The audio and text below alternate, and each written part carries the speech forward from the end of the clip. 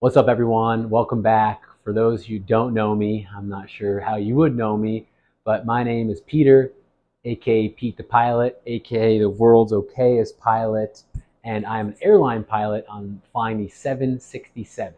Today, I'm here to answer the number one question that I get asked all the time, whether it's from family, friends, complete strangers on the golf course, out at a restaurant, at a bar, once they find out what I do for a living. And that question is, how are you so tall yet so small?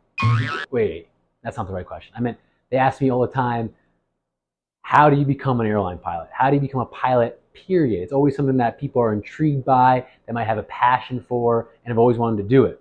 So I'm here to answer that question. Before I answer the question, though, I just want to give you a little bit of background about me and my career so that I can tell you why I have a leg to stand on and what my resume is all about.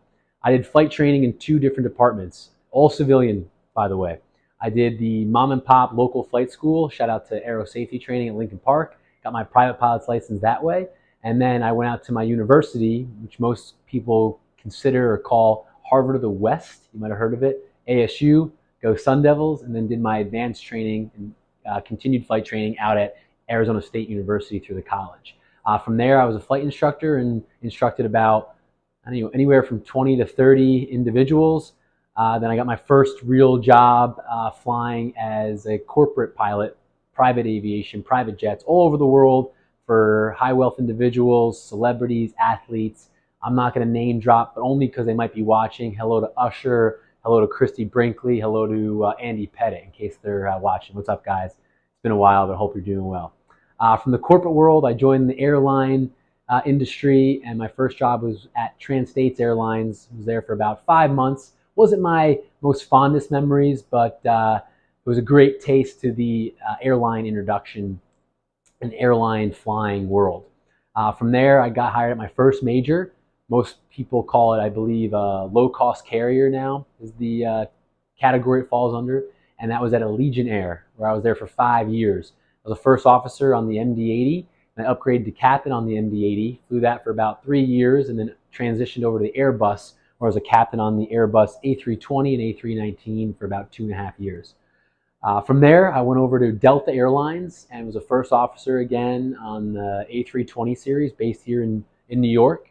After a year at Delta, I decided to transition one more time to what was my dream and my final stop at what most people consider the premier legacy cargo company. So I've done it all. I've flown horses and Lamborghinis, and I've flown celebrities and athletes and everyone in between.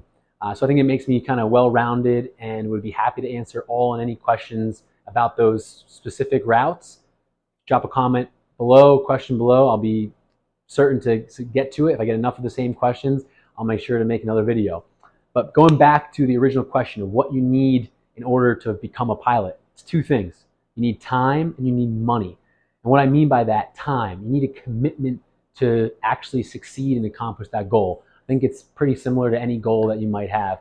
But you need the time to not only get up in the airplane and fly and become proficient in the takeoffs and landings and emergency procedures and everything else that becoming a pilot entails, but you need the time and dedication to, at home, study your book knowledge stuff, or chair fly is a terminology that pilots use to practice and become proficient at their maneuvers, or time in the simulator. Whatever it is, you need time in order to do it.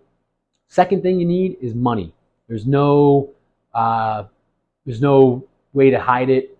Flying is expensive. The airplanes are expensive to make, to build, to maintain, to fuel. The instructor that you are going to be going up with needs to get paid. All of that equates to dollars out of your pocket.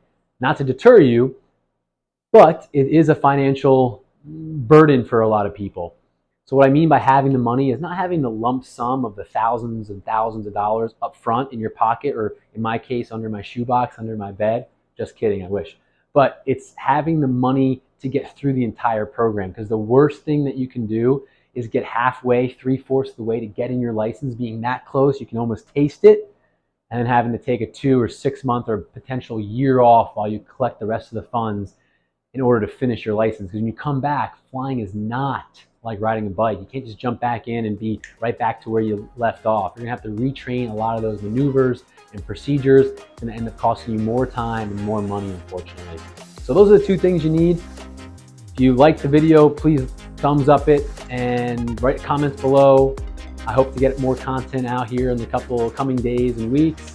And yeah, hope you enjoyed. Don't be too mean. I even bought this little mic to increase my quality of video. So again, hope you enjoyed.